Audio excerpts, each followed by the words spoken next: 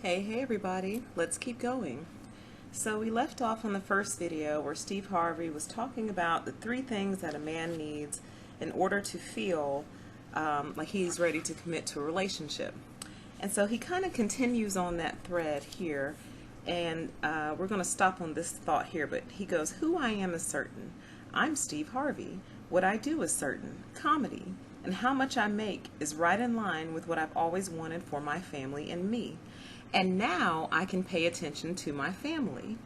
All the faux paint in my house, the metal ceilings, the leather chairs, the dogs outside, the cars in the yard, college tuition for my kids, everything's paid for, everyone is set. I can provide for them the way I've always wanted to. I can protect them the way that I was raised to. And in my family's eyes, I am unquestionably a man, which means I have a clear mind when I go to sleep at night. So, okay, again, on the whole, what he's saying is not incorrect. He's saying he can rest easier and focus more when his family is well provided for. And there's nothing wrong with that. However, it's this line here at the top of page 15. He says, and now I can pay attention to my family. So what that usually translates to for the wives and children of men like these is decades of neglect before he finally turns inward and starts paying attention to his family, maybe in his 70s or possibly his 80s. So in other words, everyone else gets the best years of this man's life before his family does. By the time this man is able to give his children the best or the attention that they deserve, his kids are grown and gone. His kids have moved away, they've moved to other states, and they wonder why they don't call that much. Because they don't know who you are, because you had to figure out all this other stuff first before you felt like your family was worthy of your time and attention. Now here's the thing, I'm a very reasonable person, so I understand what he might be trying to say, but the thing is, he's pretending like he's not capable of trying to be both. So in other words, you can build your career, you can figure out who you are, you can make the money, and you can also put your family as a priority in your life. But what he's basically suggesting here is that we need to accept the back seat while he builds. That's what I have a problem with. I am a huge proponent of people having their lives in some type of order before they join lives with someone else. I strongly believe in that. However, I think it's incorrect to suggest that we as women and the children of these family structures take the back seat while the man figures out what he's going to do with his life. So it's almost like everyone is the passenger to this man's life, as opposed to him just not picking up passengers. Everyone else is the passenger in his life. So he feels like he has the right to get married. He has the right to have babies and create a family. But he also feels like he has the right to make them number two while he places himself as number one. That is what I have an issue with. Okay? Let's keep going.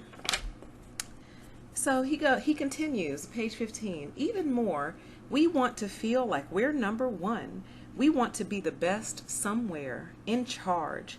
We know we're not going to be head man in every situation, but somewhere in our lives, we're going to be the one everyone answers to because it's that important to us. We want the bragging rights, the right to say, I'm number one. Women don't seem to care about this so much, but for us men, it's everything. After we've attained that, it's critical that we can show off what we get for being number one. We have to be able to flaunt it, and women have to be able to see it. Otherwise, what's the use of being number one? And I found a little sticky note in the book that I put there, I guess, back in '09, and I wrote on the sticky note, y'all are psycho, exclamation point. And you know what? I was on to something even way back then. So did you all actually hear what I just read? We know we're not going to be head man in every situation, but somewhere in our lives, we're going to be the one everyone answers to because it's that important to us. Children and family members of men who you've lived with who behave this way, you know what this looks like. You know how this plays out. He feels like he gets no respect at work. So at home, he's going to be the man. He yells, he screams, he makes himself big. He makes orders. It's not a democracy. Okay, he's the leader, the king. He accepts no other feedback other than his own. He's the captain of the ship. You're a crew member, okay? And he's when you read it, it's almost like a 14-year-old wrote it. I gotta be number one, and I gotta show it off because everyone needs to know that I'm number one. I am number one. It's like a little kid, right? But the scary part is this little kid is a fully grown adult male who has influence over his wife and children, a family structure. So, and God only knows how many other ways this plays out. So I'm just referring to the family. But imagine if someone's going to answer.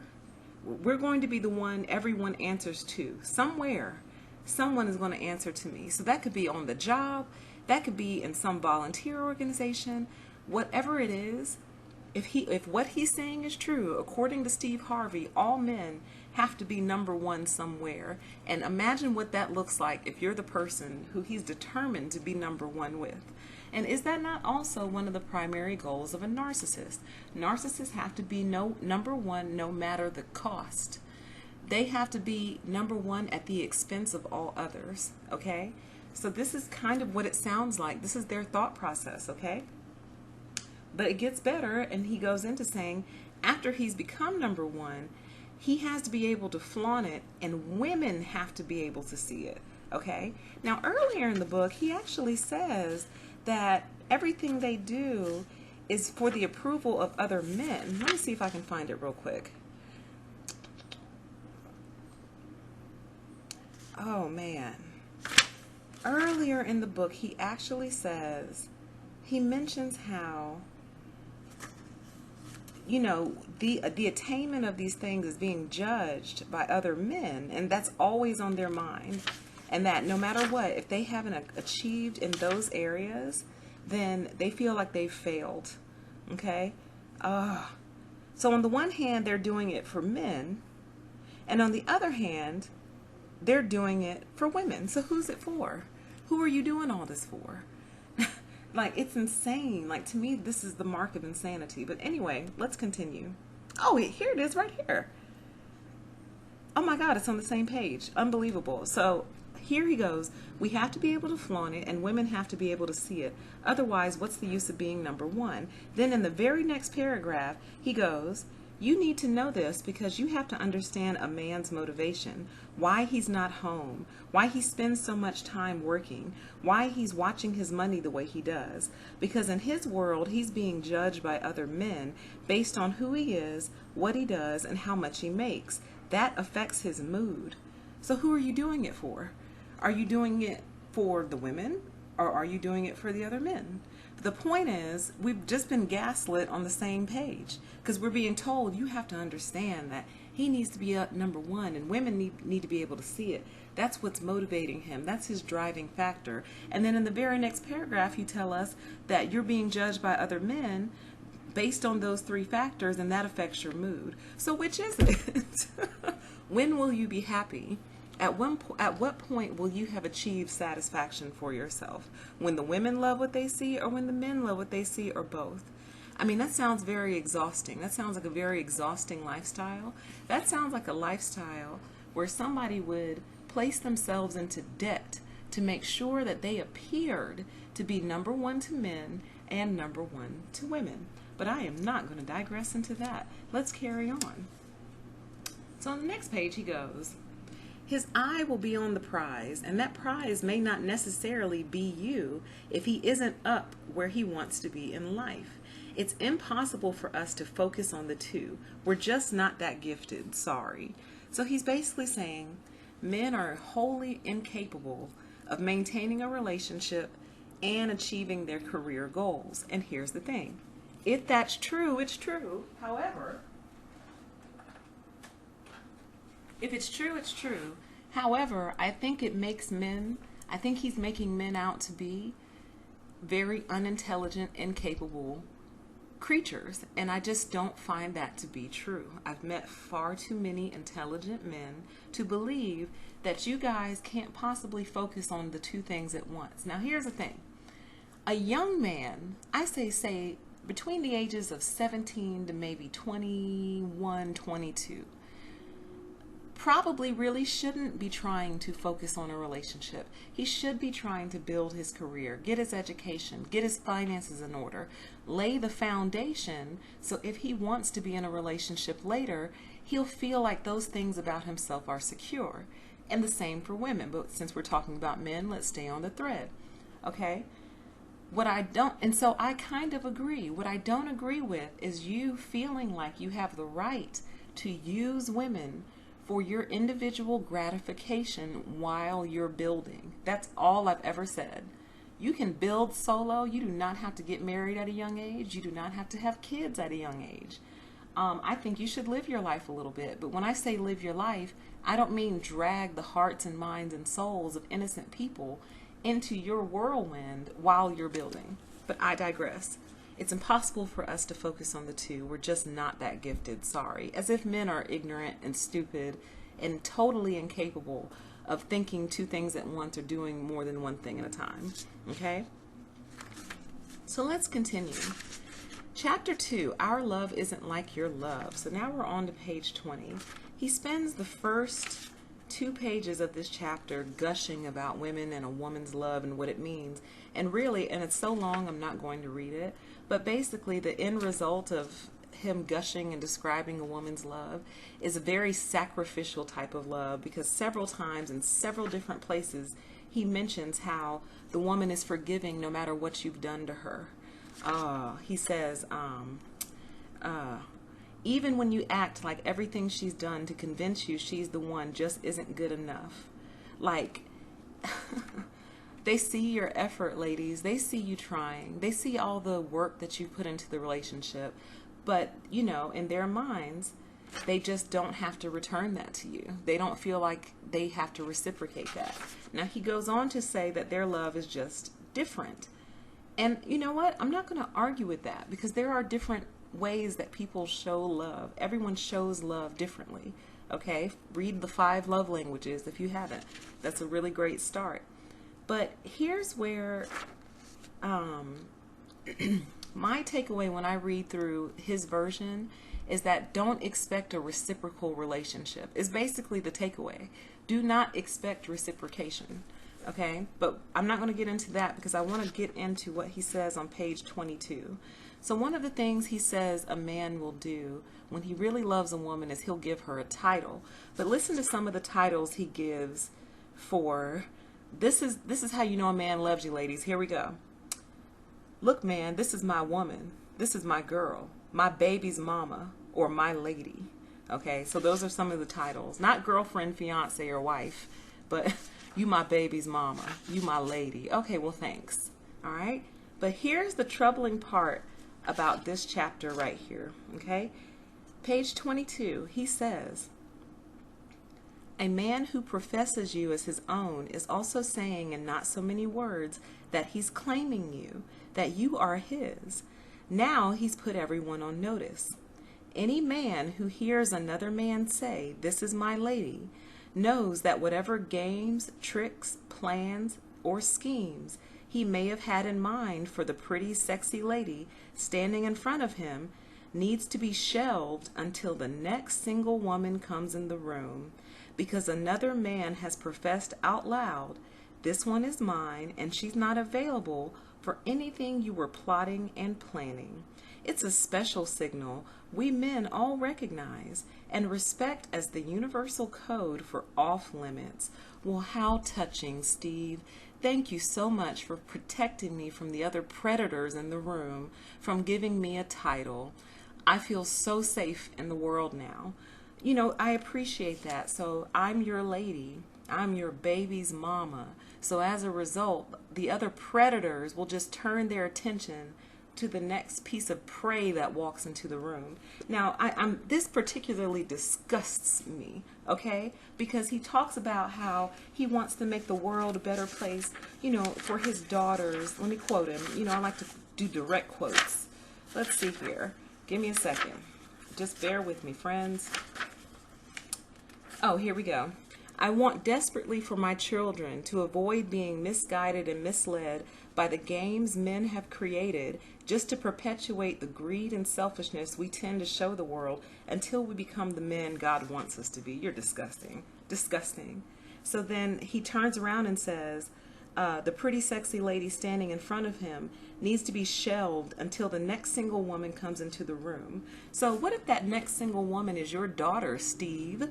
What if your daughter goes out into the world and she walks into the room and happens to be single? I don't know if his daughters are married or not, but she walks into the room, and because Chick A over here has been claimed with a title like baby's mama or my lady, something super unofficial, but whatever. She's been claimed and marked with a title, so the other predators in the room just turn their attention towards your daughter because she's single and she hasn't been marked with a title. You guys, this should be very deeply troubling to you all who are listening to my voice right now. Talk about this. This is scary stuff. Like, and again, remember, this book is written to women. So as a woman, I'm supposed to read that paragraph and go, oh, so in the past when the guy I was dating said, this is my girl, I should have recognized that. Oh my God, that was a title. That was official after 4 years. That was a title. I should have been happy. I should have been proud because he was protecting me from the other predators in the room. You know, and what's troubling is Steve is not bothered by the fact that they're predators. He's not bothered that this is somebody's daughter, this single woman who he said, oh, go ahead, do whatever you want to with her. She's not mine. They don't cover.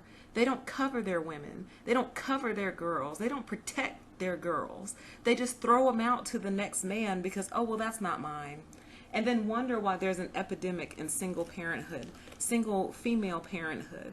Wonder why there's an epidemic of mental and emotional trauma in the United States and all over the world. Because y'all don't cover women. You don't protect women. You don't even see them as people on an equal playing field, as I proved in the first video. Because Steve Harvey can't even bring himself to call a female a friend. They're either co-workers or associates, but not friends. Only males are his friends. And it shows, sir. But I am just so deeply disturbed by this. And keep in mind, in the first video I mentioned, he said that all men think alike, basically. According to Steve Harvey, all men think this way. And that includes, let me do my quote, hold on, athletes, movie and television stars, insurance brokers, bankers, guys who drive trucks, guys who coach basketball teams, ministers and deacons, Boy Scout leaders, store managers, ex-cons, inmates, and yes, even hustlers. So he's saying that essentially all men, no matter their station in life, feel this way. And we wonder why we struggle with rape culture, why we're still talking about rape culture in this country. Because men say, according to Steve Harvey, that if a woman has no title on her, she's fair game. So in essence, we are talking about wolves and sheep. We're talking about a group of people in the world and a predatory group that is after that group of people if they have no covering and no protection. And that's why I'm doing this video. I have to wake women up to this garbage that Steve Harvey put out, and a lot of women think it's true. And the sad part is, if it is true, it's extremely scary and disturbing and disgusting. Okay?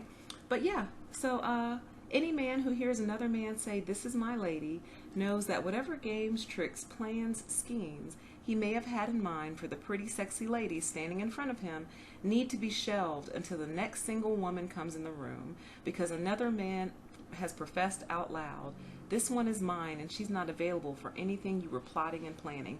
Not, hey guy, will you please stop plotting and planning on the women so maybe they can have, you know, a normal dating experience? Maybe they can follow the steps in order, meet a guy, date, fall in love, get married. Maybe we can stop creating this type of atmosphere for people where they're always on guard for someone who's trying to take advantage of them. Like, he doesn't even see why that's the problem. The problem is not women being unaware. The problem, actually, I take that back. The problem is women being unaware that some of you guys are predators out here. You're actual predators, okay? And they don't recognize that they are the prey. They think, oh, well, he grew up in my hometown. He had a normal upbringing like me. So, you know, he would never think this way. Well, it's possible that he is. But I want to close this video because I got hung up on that, so I can't keep going. So I'll cut this video here. But I want to close this video by saying this. I am not accusing all men of this mentality. What I am saying is this mentality exists. It exists, and it's being perpetuated by celebrities like Steve Harvey. I believe there are a lot of men out here who don't think this way at all and think the exact opposite. And my hope is that the men who don't think this way become so disgusted by this thought process that they take action and do something. Mainly because by doing nothing, you're basically saying to your mothers, sisters, aunts, nieces, and daughters, I don't care that there are men out here in the world like this. You know, I'm not going to do anything to correct this thought process that is out here destroying lives, and it's ruining people's lives. So by being silent on it, by not correcting your fellow man on it, you're condoning it, you're endorsing it. And you have sisters, mothers, daughters, aunts, nieces, grandmothers who will be exposed to these type of men if we don't do our part to correct this type of thinking, okay? So, woo, you guys have gotten me on my subject this weekend. I'll probably touch on this a little bit more. I'm going to keep going through it and just pulling things out, but we're only 22 pages in. And really, I mean, all you need to know I've already covered for this book, but it gets worse and worse.